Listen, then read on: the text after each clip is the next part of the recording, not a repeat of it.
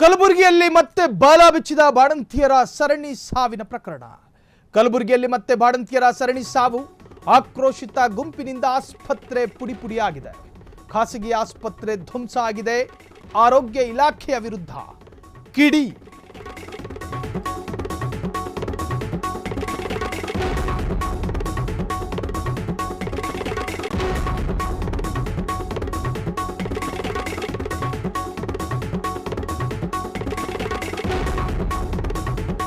ಬಳ್ಳಾರಿ ಜಿಲ್ಲಾಸ್ಪತ್ರೆಯಲ್ಲಿ ಸರಣಿ ಬಾಣಂತಿಯರು ಸಾವನ್ನಪ್ಪಿದ್ದಾರೆ ಎನ್ನುವಂತಹ ವಿಚಾರ ಮತ್ತು ಆ ಘಟನೆ ಮನಸ್ಸಿನಿಂದ ಮಾಸುವ ಮುನ್ನವೇ ಕಲಬುರಗಿಯಲ್ಲಿ ಮತ್ತೊಂದು ಅಮಾನುಷ ಕೃತ್ಯವೊಂದು ನಡೆದು ಹೋಗಿದೆ.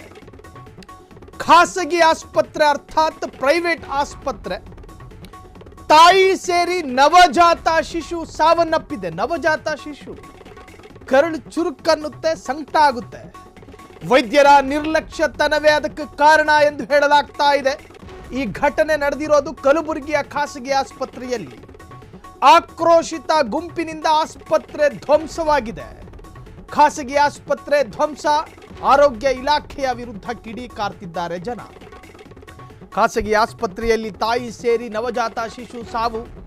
ಈ ಹಿಂದೆ ಬಳ್ಳಾರಿ ಆಸ್ಪತ್ರೆಯಲ್ಲಿ ನಡೆದಿತ್ತು ಈ ತರಹದೇ ಒಂದು ಘಟನೆ. ಗ್ಲೂಕೋಸ್ ಕಳಪೆ ಕಾಮಗಾರಿ, ನೀವು ಆ ದೃಶ್ಯವನ್ನು ಗಮನಿಸ್ತಾ ಇದ್ದೀರಿ. ಇದು ನಿಮ್ಮ ಫ್ರೀಡಮ್ ಟಿವಿ ಎಕ್ಸ್ಕ್ಲೂಸಿವ್ ಆದಂತಹ ದೃಶ್ಯ. ಆಕೆಯ ಪೋಷಕರು, ಪಾಪ ಆಕೆ ಬಾಣಂತಿ ಹೆಂಗಸು, ನವಜಾತ ಶಿಶು ಹೊಟ್ಟೆಯಲ್ಲೇ ಸಾವನ್ನಪ್ಪಿದೆ. ಯಾರಿಗೆ ತಾನೇ ಸಂಕಟ ಆಗೋದಿಲ್ಲ ಹೇಳಿ? ಹಂಗಂದ ಮಾತ್ರಕ್ಕೆ ಕಾನೂನಿನಲ್ಲಿ ಅದಕ್ಕೂ ಕ್ರಮ ಜರುಗಿಸುವಂತಹ ಎಲ್ಲ ತರಹದ ಅವಕಾಶಗಳಿತ್ತು. ಆದರೆ ಆಕ್ರೋಶಿತ ಜನ ಆಸ್ಪತ್ರೆಗೆ ನುಸುಳಿ ಅಲ್ಲಿದ್ದಂಥ ಎಲ್ಲ ಬೆಂಚು ಚೇರ್ಗಳನ್ನೆಲ್ಲ ಕಿತ್ತು ಬಿಸಾಕಿ ಧ್ವಂಸ ಮಾಡಿದ್ದಾರೆ. ಇದು ತಪ್ಪು, ಇದು ಅಪರಾಧ. ಆಸ್ಪತ್ರೆಯ ಸೊತ್ತುಗಳನ್ನು ಧ್ವಂಸ ಮಾಡೋದು ನಿಜಕ್ಕೂ ಕೂಡ ಅಪರಾಧ. ಆದರೆ ಈ ತರಹದ ಒಂದು ಸ್ಥಿತಿ ಇದ್ದಾಗ ಪೊಲೀಸರಿಗೆ ಕಂಪ್ಲೇಂಟ್ ಕೊಡಬೇಕು. ಭದ್ರತೆಗೋಸ್ಕರ ಪೊಲೀಸರನ್ನು ಕರೆಸ್ಕೋಬೇಕು. ಅಲ್ಲಿನ ಆಸ್ಪತ್ರೆಯ ಆಡಳಿತ ಮಂಡಳಿ ಯಾರಿದ್ದಾರೋ, ಈಗೊಂದು ಈ ತರಹದೊಂದು ಘಟನೆ ನಡೆದಾಗ ಅಲ್ಲಿ ಸ್ವಾಭಾವಿಕವಾಗಿ ಜನಾಕ್ರೋಶಕ್ಕೊಳಗಾಗ್ತಾರೆ. ಅಂತಹ ಸಂದರ್ಭದಲ್ಲಿ ಯಾವುದೇ ತರಹದ ಅಪಾಯವೂ ಕೂಡ ಇರಬಹುದು. ಆಗಿದ್ದಾಗ ಪೊಲೀಸರಿಗೆ ಮಾಹಿತಿ ಕೊಡಬೇಕಾಗಿತ್ತು. ಆದರೆ ತಕ್ಷಣಕ್ಕೆ ಆ ಕೆಲಸ ಆಗಲಿಲ್ಲ. ಆಕ್ರೋಶಿತ ಗುಂಪು, ಪೋಷಕರ ಗುಂಪು, ಆಕೆ ಯಾರು ಸಾವನ್ನಪ್ಪಿದಾರೋ ಆ ಹೆಣ್ಣು ಮಗಳ ಪೋಷಕರ ಕಡೆಯವರು ಜೊತೆಗೆ ಸಾರ್ವಜನಿಕರು, ಆ ಭಾಗದ ಸಾರ್ವಜನಿಕರು ಏಕಾಏಕಿ ಒಳಗೆ ನುಗ್ಗಿದ್ದಾರೆ. ಡಾಕ್ಟರ್ ನಿರ್ಲಕ್ಷ್ಯ ಮಾಡಿದ್ದಾನೆ ಎನ್ನುವಂಥ ಕಾರಣವನ್ನು ಇಡ್ತಾ ಇದ್ದಾರೆ ಪೋಷಕರು. ಬಾಣಂತಿ ಸಾವಿನ ಬೆನ್ನಲ್ಲೇ ಭುಗಿಲೆದ್ದ ಆಕ್ರೋಶ. ಆರೋಗ್ಯ ಇಲಾಖೆಯ ವಿರುದ್ಧ ಜನಾಕ್ರೋಶ ಶುರುವಾಗಿದೆ. ಕಲಬುರಗಿ ನಗರದ MSK ಮಿಲ್ ಬಡಾವಣೆಯಲ್ಲಿರುವಂತಹ ಖಾಸಗಿ ಆಸ್ಪತ್ರೆ ಅದು. ಸಭಾ ಪರ್ವೀನ್ ಎನ್ನುವ ಬಾಣಂತಿ ಹಾಗೂ ಆಕೆಯ ನವಜಾತ ಶಿಶು ಸಾವನ್ನಪ್ಪಿದ್ದಾರೆ. ನಿನ್ನೆ ಸಂಜೆಯೇ ಡೆಲಿವರಿಗಾಗಿ ಆಸ್ಪತ್ರೆಗೆ ಕರೆತಂದಿದ್ದ ಕುಟುಂಬಸ್ಥರು ವೈದ್ಯರ ನಿರ್ಲಕ್ಷ್ಯತನವೇ ತಾಯಿ ಮಗು ಸಾವಿಗೆ ಕಾರಣ ಎಂದು ಆಕ್ರೋಶ ವ್ಯಕ್ತವಾಗಿದೆ.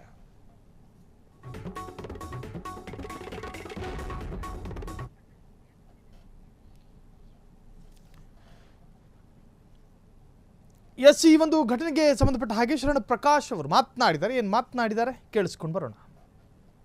ಈ ರೀತಿ ನಾವು ಒಂದು ಸ್ಟ್ಯಾಂಡರ್ಡ್ ಆಪರೇಟಿಂಗ್ ಪ್ರೊಸೀಜರ್ಸ್, ಒಂದು ಆಮೇಲೆ ಸ್ಟ್ಯಾಂಡರ್ಡ್ ಗೈಡ್ಲೈನ್ಸ್ ಕೂಡ ಇವತ್ತು ಹೆಲ್ತ್ ಡಿಪಾರ್ಟ್ಮೆಂಟಿಂದನೂ ಕೂಡ ಇದೆ.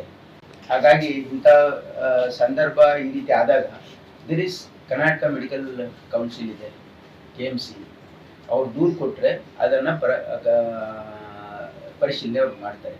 ಯಾಕಂದರೆ ಎಲ್ಲ ಒಂದು ಈ ರೀತಿ ಡೆತ್ ಆದಾಗ there will be A reason behind it. there can be two reasons. One is either negligence or some ಯಾರ್ದು ಅನ್ಅವಾಯ್ಡಬಲ್ ಸರ್ಕಮ್ಸ್ಟಾನ್ಸಸ್ ಇರುತ್ತೆ, ಡಿಲೇ ಇರುತ್ತೆ, ಬೇರೆ ಬೇರೆ ಕಾರಣಗಳಿರುತ್ತೆ.